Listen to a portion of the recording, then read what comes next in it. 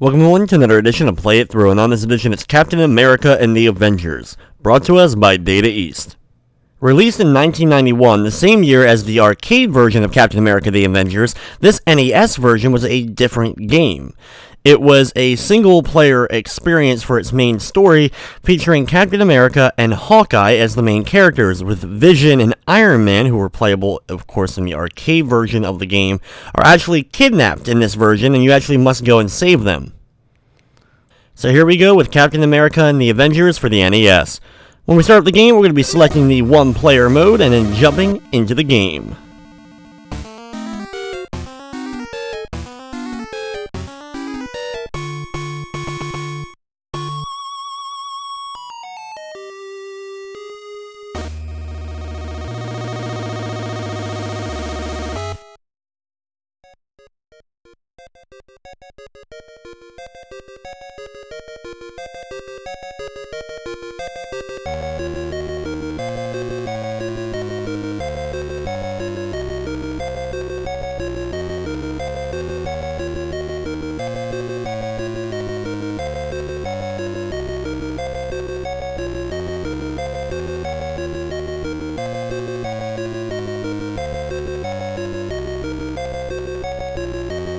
When we get control of our character, we're going to start off on the main giant map of the game, which of course has all the levels spread out, and they're all city-based levels from around the United States.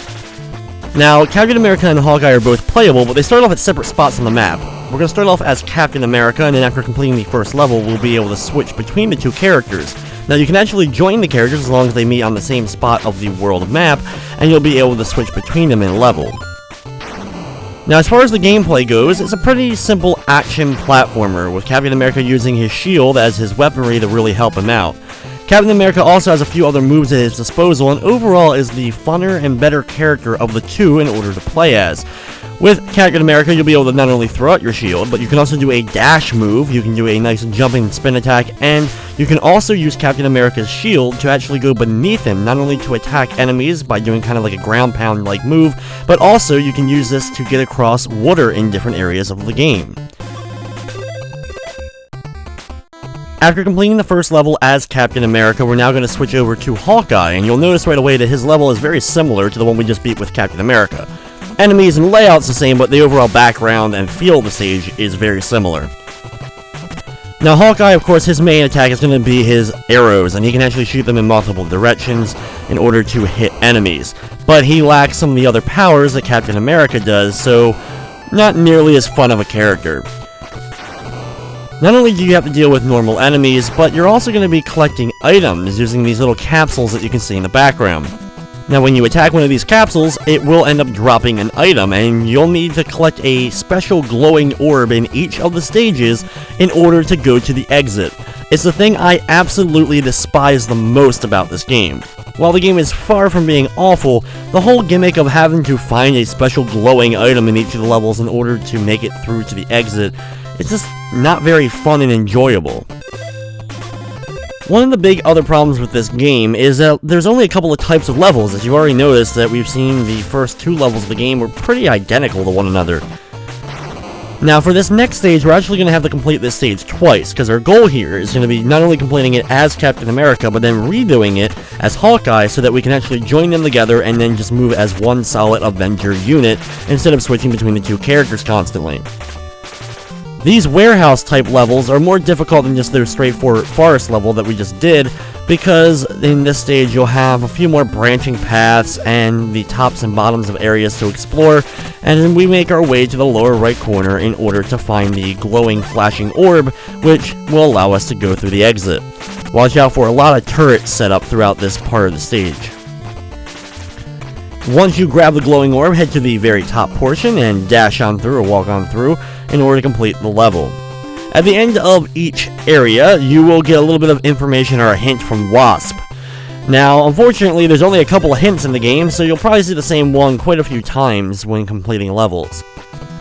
Like I just mentioned, though, in order to kind of get both Captain America and Hawkeye together, we're going to have to complete this stage again, same exact stage, and you can actually revisit stages as many times as you would like. But thankfully, this is the only level that we're actually going to have to complete twice, And this is more of a luxury, being able to just have Captain America and Hawkeye together. Whether you turn on the light in the stage or not, the level is the exact same. The only problem is the containers in the background that hold the different items, for example, the one that's going to hold the exit item, won't be visible in the area unless you turn on the lights. But since we already know the location of it, we'll be able to hit it. Now, there is going to be a level or two throughout the game that I won't turn on the lights either, and I already know, of course, the location of the little tablet that ends up holding that exit item, so I can find it even without the lights being on. Now, as we have Captain America and Hawkeye together, instead of moving their individual logos or heads, we now move a giant Avengers logo, and we move that from level to level. And we're going to move up here and enter into the next stage. Pulling off the dash move can be a little bit difficult with Captain America, so you'll see sometimes I struggle when I'm trying to double tap it in order to actually get it to go through. We're going to work our way all the way over to the far right side of the screen and then start climbing up these different platforms. When we get up here, jump on this platform and grab the exit orb, or whatever they call it in the game, I'm not sure. Either way, drop on back down and go to the left just a little bit and climb up the first platform you see and start working your way up here. There's not a whole lot on the main screen of the game. Pretty much the only thing other than exit flashing, when you actually have the exit orb, is your health in the upper left, and you can see that represented by the little orbs as well. The health system also is a little bit weird. Sometimes you'll get hit and it won't look like any health was actually taken away from your character, so it's a little bit deceiving, that health in the upper left. Either way, we worked our way up here and go into the exit.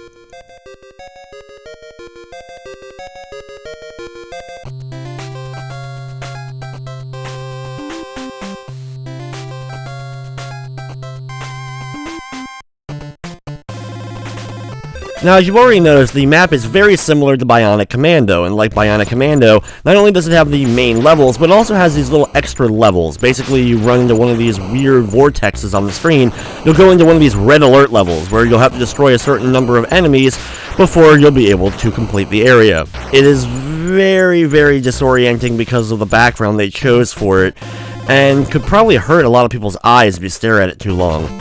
Either way, thankfully we were able to get through that pretty quick and move on to the next stage, which thankfully actually has a different look on it. This is the first of the city-based levels. When you make it over to the right, the music will change slightly, and what you'll have to do is destroy a certain number of enemies in order for the screen to continue scrolling. Thankfully, there's only a couple of areas like this in the game, but they're pretty annoying. Basically, you're going to have an endless supply of the blue guys coming out from the left side, and you're going to have these rocket guys continually walking from the right to the left. I'm not sure if you can destroy all the blue guys and eventually the rocket ones will stop coming too, but usually I find myself eventually destroying some of the bigger guys. But they always end up running into me a few times and end up doing a little bit of damage. Either way, once that nightmare is over, thankfully right to the right of that is our exit orb from the capsule. Be sure to grab that. We're going to head to the rooftop and take this to the far right of the screen, being able to jump over and avoid most of the other enemies in our way here.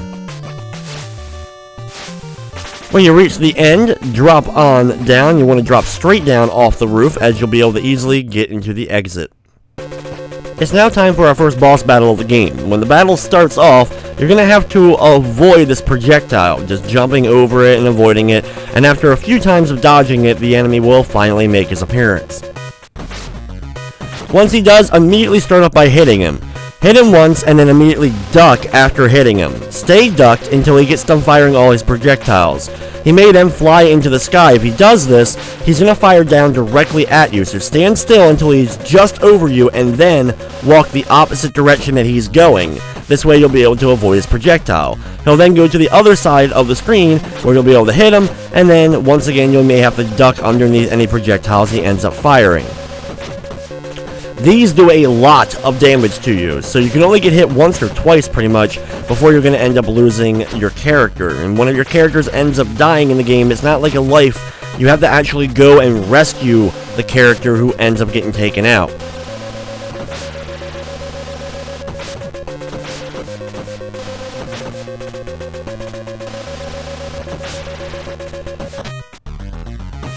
Throughout the fight, he may go ahead and turn out the lights, and if he does this, just very quickly turn the lights back on by hitting one of the many on-off switches that are throughout this room. Sometimes you can get him trapped in a loop where he'll just keep doing the projectile and won't do the flyover for a while, or he'll just constantly do the flyover. Like I said, it's a very lengthy fight for us to get through. Now, you do have another move at your disposal, being able to do the ground shield move, which I'll be doing a lot pretty much later on in the game. But for this boss, usually I just fight him one-on-one. One thing I haven't really talked about yet in the game is the items that you collect. There are a few items besides just getting like health and 1-up and points. There are also the power crystals. If you're able to collect 100 of the power stones throughout, you'll get a power boost, increasing not only your health, but if you do even more so, you'll be able to increase the attack power of your weaponry. After what feels like pretty much forever, he will eventually be defeated, and we can move on to the next level.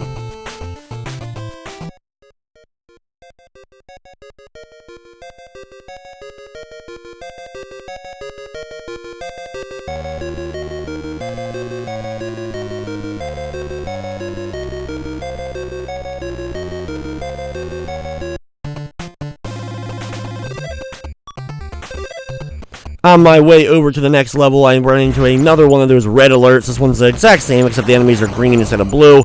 I'm just going to walk to the far right side here and start attacking them. You may have to move up a little bit depending upon where they spawn, but thankfully Captain America's shield should be able to hit both enemies each time you throw it out and when they land. After about 5 sets of enemies or so, we'll be back to the main map and we can thankfully continue on here. Just a little bit into the level, we're going to be dealing with the first of like the mini bosses. These are guys we're going to fight multiple times throughout the game. The best strategy though to deal with this one in particular is going to be using the shield attack downward move. This can allow us to land on top of the enemy. Sometimes he won't even move at all. You'll be able to dodge his fireballs. The only issue with doing this move is when he lights himself completely on fire. You will usually end up taking damage from this, but thankfully there's always health usually nearby, so you can replenish any health you lose from running into him when he is completely on fire, and of course you're going to want to dodge and get away from him during this part. Work our way up here and enter inside of this room in order to find the exit orb, then work our way back over to the left side. Stay up on the top floor as you do this, and climb up to the top. Once you're up here, you can deal with this turret, jump over the wall, and time it so that you can go to the exit without being hit by these force fields that end up showing up.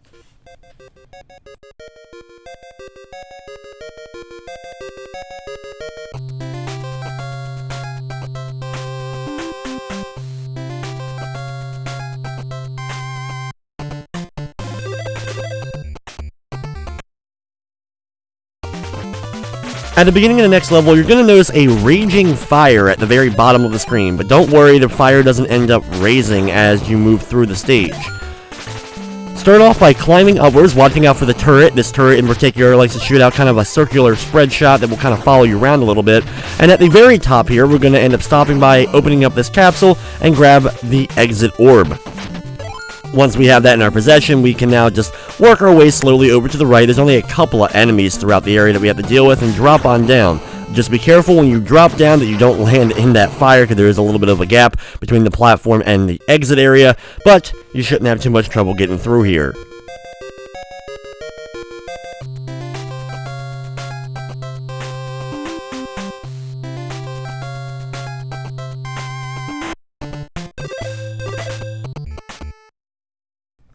Unfortunately, while traveling through, I run into another one of the red alerts, but this time it's actually a mini-boss I have to fight.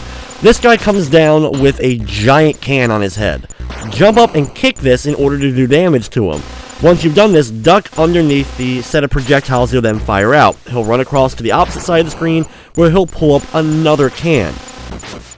Repeat the process until you've done this 3 times, and then he will be half exploded, running around just firing randomly. Thankfully, you can easily jump behind him and just keep hitting him with your giant shield. Once he's taken care of, thankfully we'll go back to the main map and continue on our journey as we head to New York. The New York level is another one of the more unique setup levels, so it's pretty cool in design. Enemies that we first start seeing are these jetpack enemies that love to kind of just float around and hover and fire missiles that will home on you a little bit. Be careful of any gaps and spikes that are kind of set up, and try to dash through quickly to avoid the hovering jetpack guys.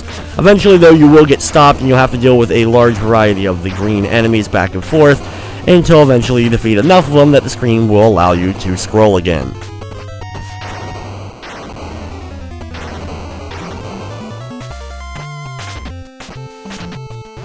Once it does, attack this capsule a little bit because you will be able to get a little bit of health in case you lost some during that kind of stuck segment, and then keep moving quickly to the right.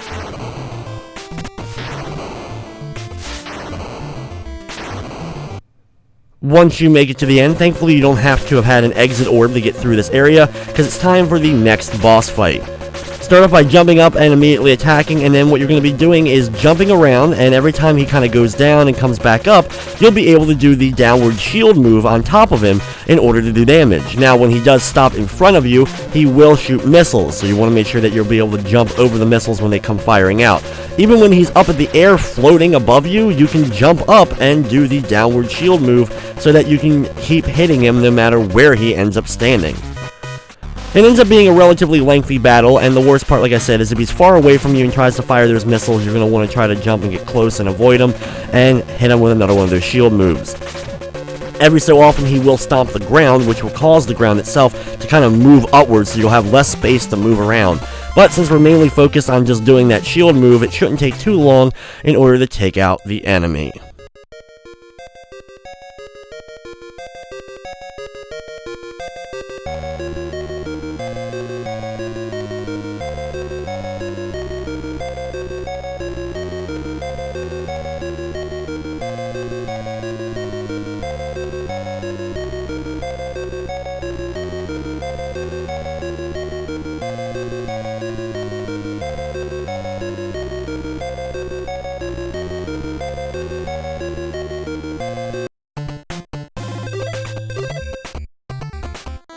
And now we travel all the way from New York, all the way across the country pretty much, to Omaha, Nebraska. As we go inside here, it's another one of the city-based levels, and it starts off with one of those segments where you'll have to defeat a bunch of enemies before you'll be able to continue on.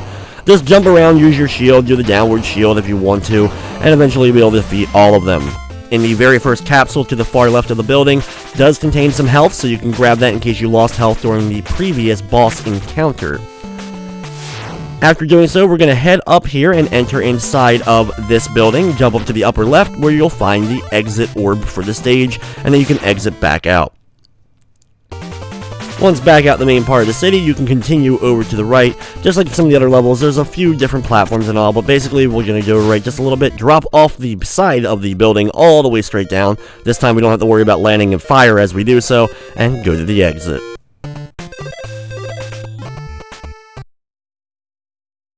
Next up is another one of those red alert things, and this one is the exact same enemies we just dealt with in the Omaha level.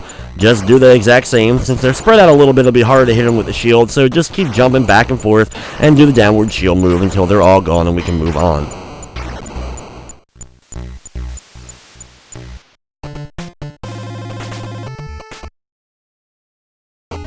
Next up is Salt Lake City, and it starts off with another one of those can mini-bosses. He'll drop down and he'll hold the can over his head. You're going to jump up and attack it. He'll then fire a few projectiles that you'll duck under. Then run to the other side where you'll jump over him and attack the can again. Repeat the process 3 times until he's half exploded, where he'll then continue running back and forth wildly trying to fire at you, which you'll easily be able to get behind him and keep hitting him with the shield.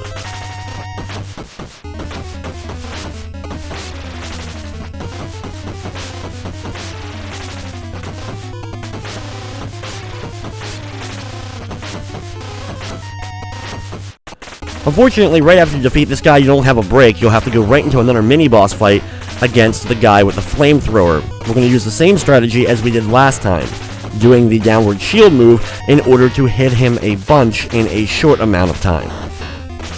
Thankfully, doing this, you'll be able to avoid most of his flame moves. Like I said, the only issue with this is because you're going to be close to him, you're probably going to hit once when he ends up being completely on fire. The good news is, there is health right above you, so you can grab that. Climb up just a few platforms after this is over, and jump over to the far right. You can dash on through where you will find an on-off switch. You're going to want to hit it. You'll notice the screen does shake a little bit once you have hit this. Drop on down and hit this on-off switch, which will then be destroyed, and this will allow us to go to the bottom and continue on here. Watch out for the enemy. You can dash through some enemies in order to take them out without actually having to straight up attack. Move your way around these platforms over here to where these turrets are. Do a downward shield move or kick in order to hit all the turrets at one time, where you'll be able to then pass the turrets while they're still spinning in order to grab the exit orb. After you have the exit orb, jump over to the far right, time it so that you avoid the lasers that are coming down, and go through the exit. The level's not over yet though. In the next segment, you'll have to avoid some rocks that are coming down, as well as these up and down moving things on these pillars. It's now time for the next boss fight. Our strategy, though, is going to remain the same as we've done with some of the other bosses, using the downward shield move. As you notice, you'll be able to hit the guy, and then immediately jump up into the air while he's still flashing, and drop another shield on him, avoiding most of his attacks. Eventually, he will dash all the way across the screen, in which case you'll have to follow him over to that side, and then continue doing the downward shield move. The worst part about this fight, though, is all the rocks falling down on you, because you have to avoid them as well. Once you deliver enough hits, though, he will go down and we'll be able to move on to the next stage.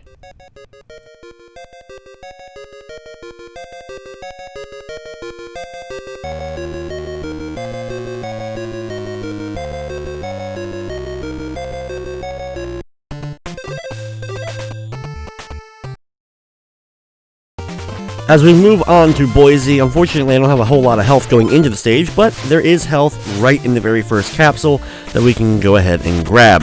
Now we're going to dash on through past all these turrets and just keep on dashing until we run into the spikes on the bottom portion of the screen here. After dealing with that, we're going to climb up a couple of platforms, take out a couple of enemies. If you time a nice dash, you can get through both of these guys at one time. Do another dash right near these turrets so we can get past them and cause them to start spinning so we don't take any damage from them. Throw the shield out and jump up so that the shield comes back to you while you're in the air. You'll be able to hit the on-off switch to the left, drop down, and open up this capsule to find the exit orbs. Now we're going to have to do a little bit of backtracking, so we're going back through those turrets we had just gone through a few moments ago. There is a little bit of health, as you noticed, as I was able to grab that, and now we're going to head down. Once we're down, we're going to use the shield in order to bounce on the water in order to get our way across here. This definitely takes some practice to get used to the water jumping, because you'll be putting the shield down and jumping and then putting the shield down again. But once you get a nice little rhythm of it, you'll be able to get through. Now go up here, grab some things, and now we're going to head back across. Thankfully, we can more easily access the little hanging poles so that we can get across it without having to really do too much of the water jumping. Make it up to the top here, hit this switch, which will open up this door here, and we'll be able to go on through. Here, wait for the right timing so that you can get through, and you'll be able to complete the stage. Basically, you're stopping some of the lasers so you can get through a little bit easier.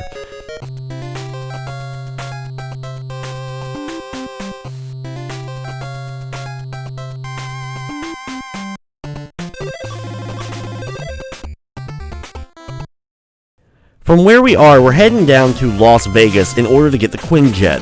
Now, I don't think this is necessary in order to technically complete the game, but it's going to make the last portions of the game a heck of a lot easier, because we'll be able to just fly over levels we've already explored. When we start off the level here, we're going to have to deal with another one of those giant can guys. This is the same exact battle we've already dealt with twice already. It's just this large guy, the can, hit it until you've hit 3 of the cans and they've exploded, and then keep attacking them from behind.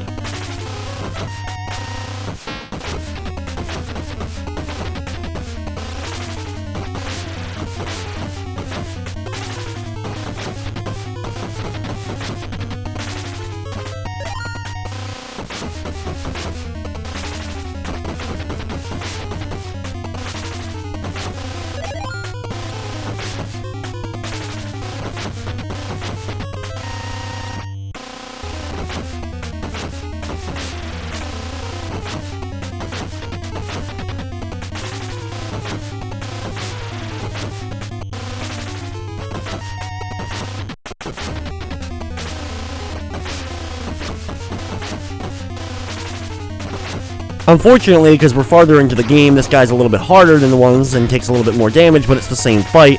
We're going to follow that up once again with another one of those flamethrower guys.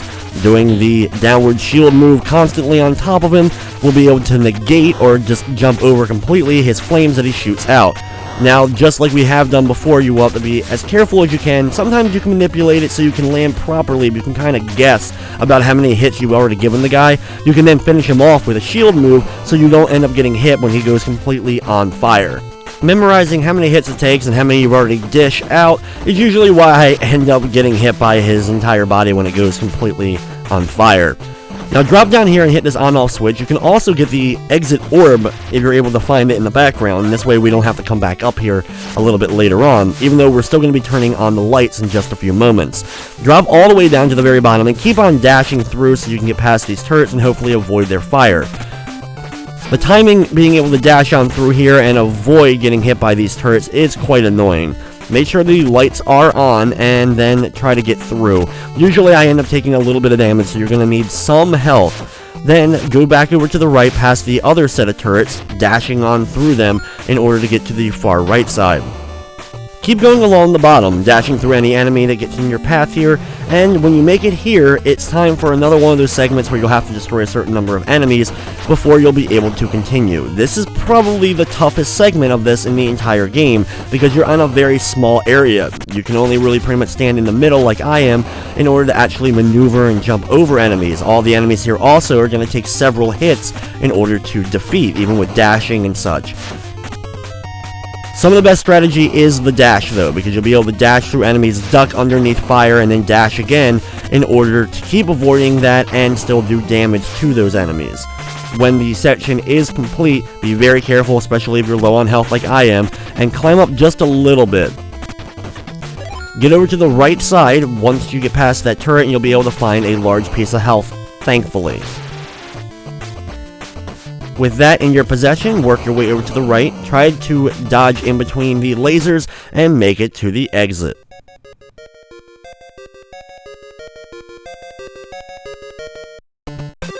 Now that we have the Quinjet, we can pass through and past any level we've already done. So now we can go right to the Avengers Park stage. Once you're here at Avengers Park, dash over to the far right. You're going to see the Mount Rushmore of the Avengers in the background, and each of the heads will be blown up with a lightning bolt, and you'll have to deal with some enemies. First is just a very simple normal enemy, and then next up will be the flame-throwing guys. So you're going to be doing that downward shield move, and try to time it so you can hit this guy right before he ends up going completely on fire with just your normal shield attack so you don't take damage.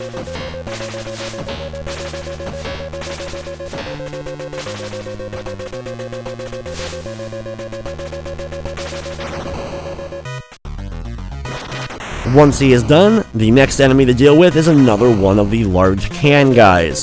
Same exact fight as always. I don't think there really is too much strategy that I need to kind of inform you at this point, as this is the 4th time we've battled this guy throughout the game.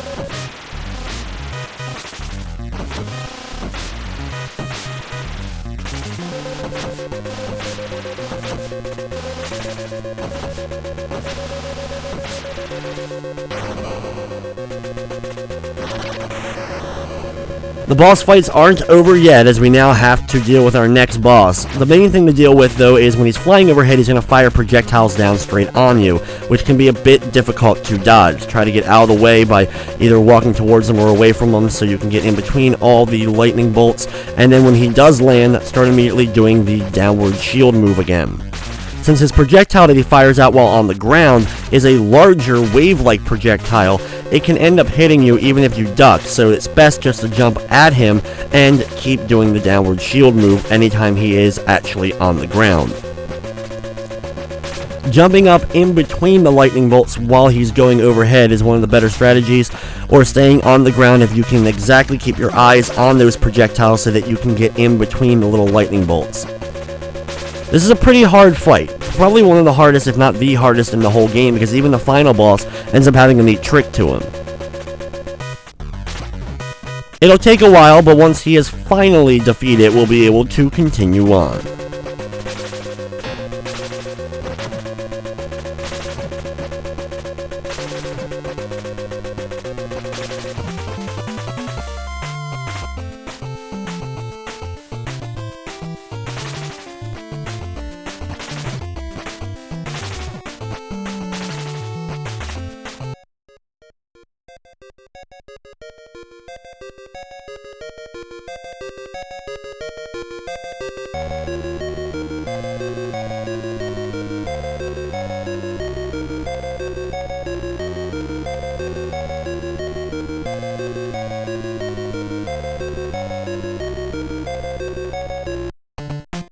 After we've now completely dealt with Mandarin, found out that our heroes that we're trying to save, Vision and Iron Man, are no longer here, even on Earth, it's time to jump back into the Quinjet and start heading towards the final area of the game. We have to first go down to Houston, where we will be able to go through the stage and then grab a rocket ship that will send us into space. No joke. Either way, drop on down at the beginning of the level, grab some health from this capsule in case you're low on health from all those boss fights that we just dealt with. If you were able to get through that previous level of the Avengers Park, you shouldn't have too much trouble being able to complete the rest of the game. Use these to hang on and make your way through, or use the shield move to bounce off the water and work all the way over to the far right side. Once you're over here, use this platform to boost your way upwards, climb up to the very top, and hit the on-off switch in the upper right corner, which will get rid of the laser barriers protecting this door. Head inside the door and then climb on up in order to hit this capsule to find the exit orb.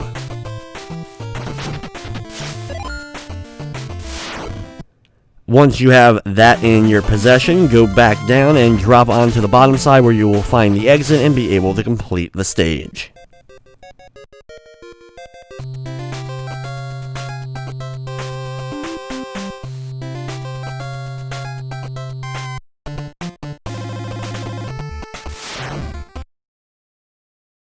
Now that we have the rocket, we are blasting off into space, and it's time for the final stage of the game. When we start off, head over to the far right, where you will find some extra health and other items, so you can replenish anything you may have been losing in the previous stage, and you'll be prepared for the final encounters. It's a series of normal platforms. There aren't any enemies to deal with for the majority of this entire segment. It's just a lot of tricky platforming, so hopefully by now you've kind of gotten used to the whole jumping mechanics of the game. However, when you reach the top, though, it is time for the boss fight against Crossbones.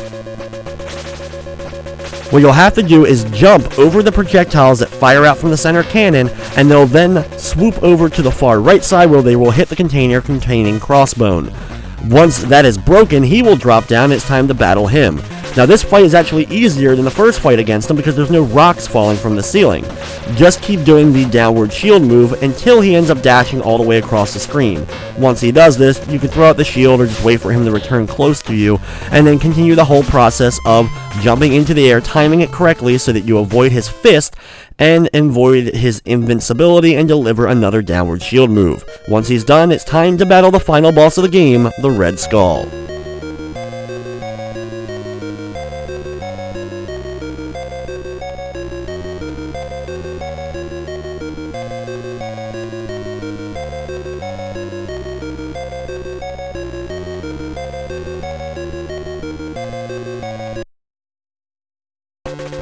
Now, for the Red Skull, he has the power of all these gems that immediately start going towards him, and as the fight begins, wait for him to power up, and he'll go all kind of super powered. We're going to be using the downward shield move on him, as well as like we have done on many of the bosses throughout the game. He has a spinning attack move that is very annoying to deal with, but very easy to jump over. Do a downward shield move and then jump into the air to avoid him. The trick to the fight, though, is getting him on the far right side. Once you're able to do this, stay on the far right until he jumps in the air. Once he jumps in the air, then go underneath him to the left just a little bit, jump up, and do another downward shield. If you repeat this process and time it correctly, you'll be able to keep doing the downward shield move, avoid all his spinning attacks that he does while flying into the air, and get him stuck in a very, very nice loop. Sometimes he will jump out of it if you mess it up just a little bit, but if you hang out in that right corner again, you should be able to re-trap him in the loop until he's defeated and you can sit back and enjoy the ending, the Captain America and the Avengers.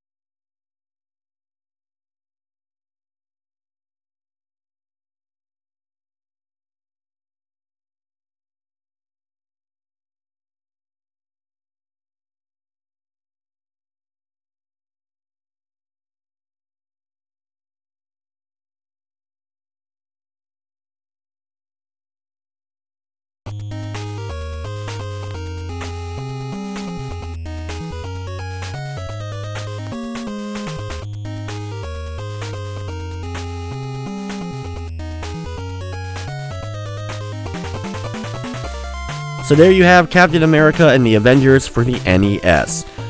Far and away not the best Captain America and the Avengers game that is available. The arcade game and versions available for Super Nintendo and Sega Genesis are more enjoyable in many ways. The fact you can only play as 2 of the Avengers, as well as the fact there's a lot of repeating bosses and repeating areas, makes the game drag a bit, especially as you get later on. I am a fan of the Bionic Commando style of map movement, where you'll be able to move your character around and select what level you want to go to next. The whole joining of the 2 characters so you can switch between the 2 characters if you would like to, even though as you saw throughout the run, Captain America is easily the better of the 2 characters to play as, but to have that choice and being able to do that is still pretty cool. At the end of the credit screen, you will see a "to be continued," and then you can go back to the main menu and you can start the game all over again. But with that, it's going to wrap up this edition of Play It Through. I'd like to thank you for watching, and of course, I hope you enjoyed.